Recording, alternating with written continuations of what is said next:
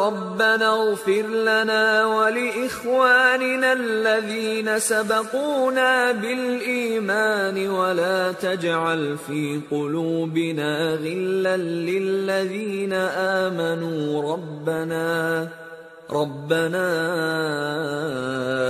إنك رؤوف رحيم ربنا اغفر لنا ولإخواننا الذين سبقونا بالإيمان ولا تجعل في قلوبنا غلا للذين آمنوا ربنا إنك رؤوف رحيم ربنا اغفر لنا ولإخواننا الذين سبقونا بالإيمان ولا تجعل في قلوبنا غلا للذين آمنوا ربنا إنك رؤوف رحيم ربنا اغفر لنا ولإخواننا الذين سبقونا بالإيمان ولا تجعل في قلوبنا ورحمة الله وبركاته الحمد لله رب العالمين والصلاة والسلام على أشرف الأنبياء والمرسلين سيدنا محمد وعلى آله وصحبه أجمعين وبعد. Al-Mukarramun, bapak-bapak para tuan guru, tokoh agama, tokoh masyarakat yang saya muliakan, Bapak Sekda Nusa Tenggara Barat, Bapak Wakil Gubernur, Bapak Kapolda, Bapak Danrem, Bapak-bapak Bupati dan Wali Kota, hadir di tengah-tengah kita Bupati Lombok Barat, Bupati Kabupaten Lombok Utara, dan juga Wali Kota Mataram, dan semua pejabat yang kami tidak bisa sebutkan satu persatu yang kami muliakan, para hadirin, hadirat pengantar jenazah, khususnya para alumni keluarga besar Pondok Pesantren Nurul Hakim yang saya cintai, hadirin hadirat rahimakumullah yang saya muliakan. Alhamdulillah, kami atas nama keluarga sangat bersyukur atas kehadiran Al-Mukarramun para tuan guru, kehadiran bapak-bapak para pejabat, kehadiran semua jamaah, dan kehadiran semua alumni Nurul Hakim. Sungguh kehadiran semua yang kami sebutkan itu insya Allah memberikan ketenangan kepada keluarga di dalam menghadapi musibah ini. Atas nama keluarga kami haturkan jazakumullah khairan katsira. Terima kasih sebesar-besarnya, dan juga sekalipun karena kami alhamdulillah di Sopan Hakim lebih banyak aktivitas yang terkait dengan al-a'mal as-salihat, tapi bagaimanapun namanya manusia, ada saja salah, ada saja hilaf. Maka atas nama keluarga kami sampaikan permohonan maaf yang sebesar-besarnya agar beliau betul-betul kembali kepada Allah dalam keadaan bersih, tidak ada keterkaitan antara beliau berupa kesalahan terhadap kita bersama. Berbagai jamaah yang izinkan dalam kesempatan ini yang menyita waktu belum bersenang sedikit untuk mengungkap sepenggal dari sejarah kehidupan beliau yang tentu yang bisa kami ungkap. Bapak-bapak hadirin rahimakumullah, saya kebetulan berada pada usia 5 atau 6 tahun di bawah beliau, dan saya termasuk di antara keluarga yang termasuk dekat dengan beliau. Saya lihat, saya saksikan, insya Allah beliau masuk dalam kelompok khairu syababikum man tashabbaha bikuhulikum. Sebaik-baik anak muda justru anak muda yang berpikir tua, anak muda yang berpikir dewasa. Dan beliau memang tampil dengan kepribadian seperti itu. Maaf, dia tidak pernah seperti remaja-remaja yang seusia dengan beliau yang pergi hura-hura, yang pergi dalam kondisi yang membuang-buang waktu, tidak sama sekali. Maaf, sehingga justru dengan kami-kamilah yang usianya di bawah beliau, beliau bermain. Itulah bermain untuk beliau. Beliau dari sisi riwayat pendidikan, beliau termasuk sosok tuan guru yang sangat takzim kepada ilmu dan ahli ilmu. Dia junjung tinggi semua gurunya. Antara lain beliau berguru kepada Tuan Guru Haji Ibrahim Al-Khalidi, Tuan Guru Haji Mustafa Al-Khalidi, Tuan Guru Haji Abdul Hafiz Sulaiman. Selalu beliau takzim, selalu beliau singgung apa nilai-nilai istimewa yang ada pada beliau-beliau, pada guru-gurunya. Dia secara formal menyelesaikan Qismul Ali di Pondok Pesantren Islahuddin, ya, yang kemudian non formal beliau aktif ikut pada halaqah, baik halaqah Tuan Guru Ibrahim Al-Khalidi, Tuan Guru Mustafa maupun Tuan Guru Abdul Hafiz. Utamanya adalah orang tua beliau, Tuan Guru Haji Abdul Karim. Saya maaf kalau saya banyak bercerita tentang diri saya kaitan dengan penyaksian saya dengan beliau. Saya termasuk saksi hidup di mana beliau mendapatkan curahan ilmu dari ayahanda beliau, kalau bahasa sekarang secara privat. Ya, beliau tidak menyelesaikan S1, Bapak-bapak rahimakumullah. Satu saat ayahanda Tuan Guru Abdul Karim mengatakan kepada beliau, sudah BNK sekolah Jogja, tadi ngaji ya. Sehingga beliau mengambil keputusan tidak melanjutkan sampai S1. Tetapi 5 tahunan lebih, begitu ayahanda Tuan Guru Abdul Karim menyelesaikan pengajian halaqah untuk para santri dan para santri-santri senior di pagi hari, beliau mesti memulai 3 atau 4 kali seminggu dari jam 8:30 sampai jam 11. Itu privat, dari kitab kecil sampai kitab yang besar. Apa yang diajarkan oleh ayahanda Tuan Guru Abdul Karim, beliau berikan secara privat. Saya kebetulan selalu melihat beliau, saya tinggal bersama beliau selama saya juga sekolah di PGA Islahuddin.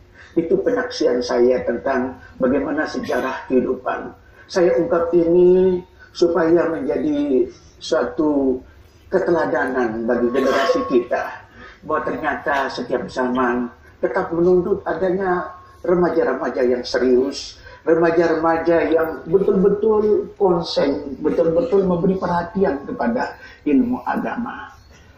Itu yang kemudian beliau pergi ke Mekah, beliau mukim, kemudian beliau ngaji, ada pengajian hadis di seorang syekh, lupa saya namanya, di Masjidil Haram. Di samping juga satu saat ngaji di Syekh Muhammad Ismail dan beberapa masyayikh yang ada di Makkah Al-Mukarramah. Begitu kembali, beliau melakukan satu bentuk perubahan mendasar dari lembaga pendidikan yang ada di Nurul Hakim. Sebab pada saat itu lembaga pendidikan formal tertua hanya ada di Islahuddin. Nah, pada saat itulah beliau kemudian mencoba tahun 1972 membangun Madrasah Sanawiyah Dakwah Islamiyah. Kemudian tahun 1976 beliau membangun Madrasah Aliyah Dakwah Islamiyah. Kemudian madrasah itu berkembang dari yang dulunya bergabung antara putra-putri, tetapi dalam waktu yang relatif singkat, putri secara kuantitatif terus meningkat sehingga terjadi pemisahan antara sanawiyah putra, sanawiyah putri, aliyah putra, aliyah putri. Dan alhamdulillah beliau, saya termasuk teman-teman pengurus Yayasan Nurul Hakim yang saat ini melanjutkan perjuangan beliau bersama para asatidz, merasakan beliau sudah meletakkan dasar yang kokoh untuk sebuah kebangkitan, untuk sebuah perkembangan ke depan bagi Pondok Pesantren Nurul Hakim. Oleh sebab itu kami mohon doa dari Al-Mukarram para tuan guru.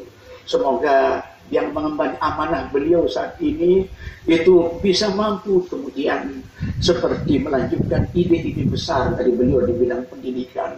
salah satu yang tetap terngiang pada kami pada saat beliau membuka Institut Nurul Hakim yang namanya dulu ada Universitas Tunggul Haji Abdul Karim, berubah menjadi sekolah tinggi pendidikan, kemudian sekarang menjadi Institut Nurul Hakim. Salah satu ide besar beliau adalah bagaimana melahirkan seorang intelek yang ulama, seorang ulama yang intelek. Kami rasakan dan beliau sering kemukakan kepada kami apa yang menjadi ide besar beliau itu belum berhasil, belum lihat wujud nyatanya selama ini.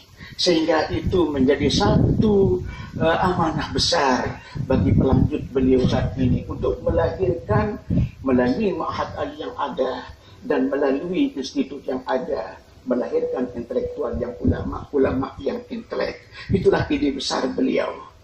Hadirin rahimakumullah. Kemudian beliau seorang dai. Maaf, saya kemukakan untuk menambah syahadatul khair untuk beliau. Beliau seorang dai yang membina majelis taklim sejak masih muda sekali. Ia berkeliling sampai ke Bayan. Sehingga di Bayan belum meletakkan dasar untuk pengembangan dakwah Islamiyah di Bayan.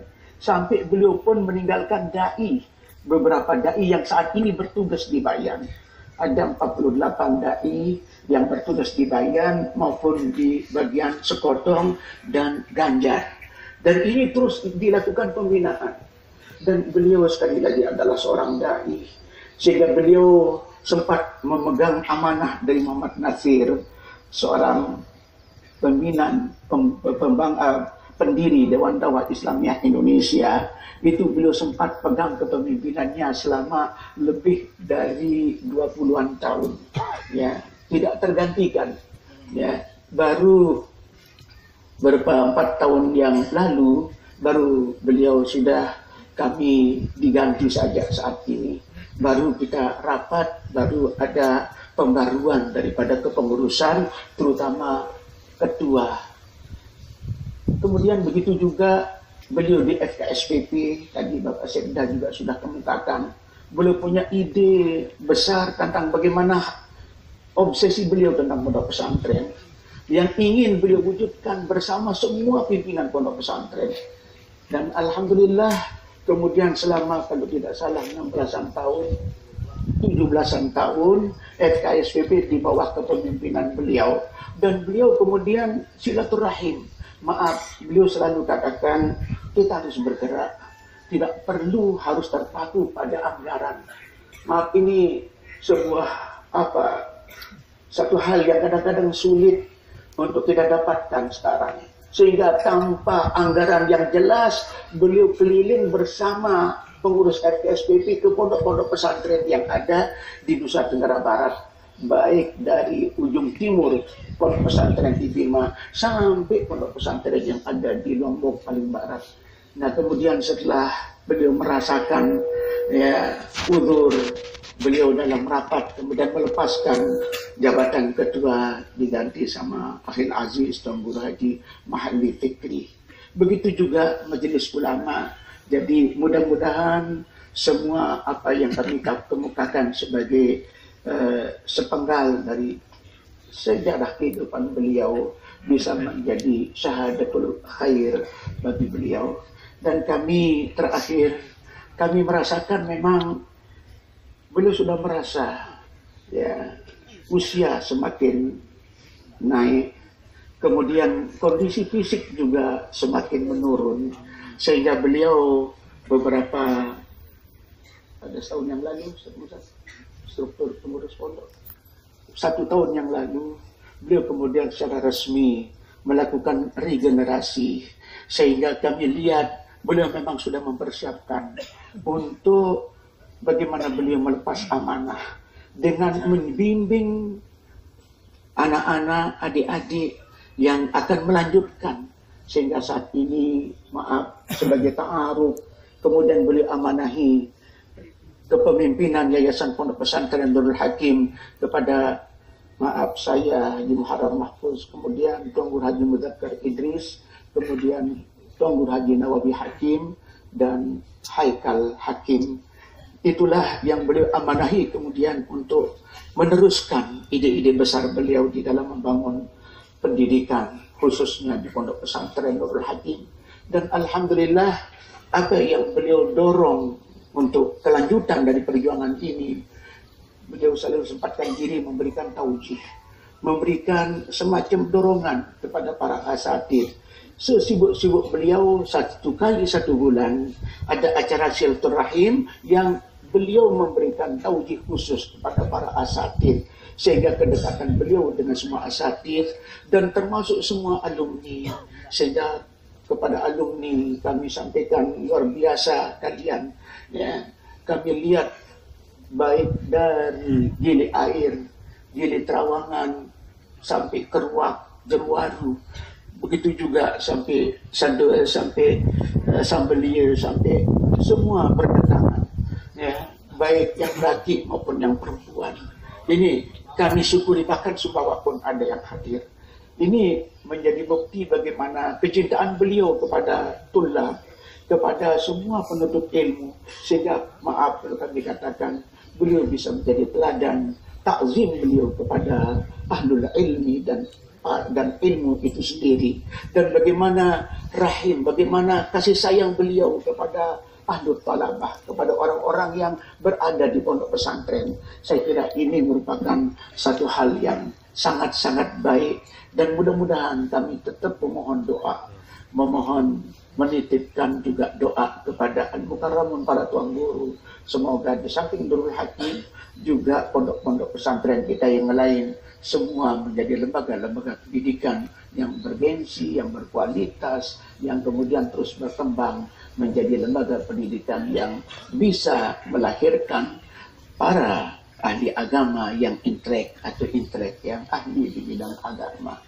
Ini bapak-bapak dan saudara-saudara yang bisa kami sampaikan sebagai sepenggal dari sejarah kehidupan beliau. Kami merasakan sekali kehilangan bapak-bapak rahimahumullah, sebab setiap saat kami bertemu beliau dan tidak pernah kosong daripada semacam ungkapan kegelisahan yang sifatnya nasihat kepada kami, dan insya Allah bermanfaat untuk kita semua, bagaimana memberi perhatian kepada ilmu dan perkembangan ilmu agama. Ini bapak-bapak dan saudara-saudara, sekali lagi kepada al-mukarramun, para tuan guru, kami sampaikan terima kasih, jazakumullah khairan katsira, kepada bapak-bapak, para pejabat, dan semua jamaah yang hadir saat ini, para alumni yang kami cintai. Kami sampaikan jazakumullah khairan katsira, dan kami mohon maaf kalau ada hal-hal yang kurang selama pelaksanaan acara ini, dan sekaligus juga maaf bapak-bapak kepada untuk almarhum tanda kami, pimpinan kami, orang tua kami, Tuan Guru Haji Safwan Hakim. Demikian yang bisa kami sampaikan. Mohon maaf kalau ada hal yang kurang berkenan. Billahi taufiq wal hidayah. Assalamualaikum warahmatullahi wabarakatuh. Al-Mukarram.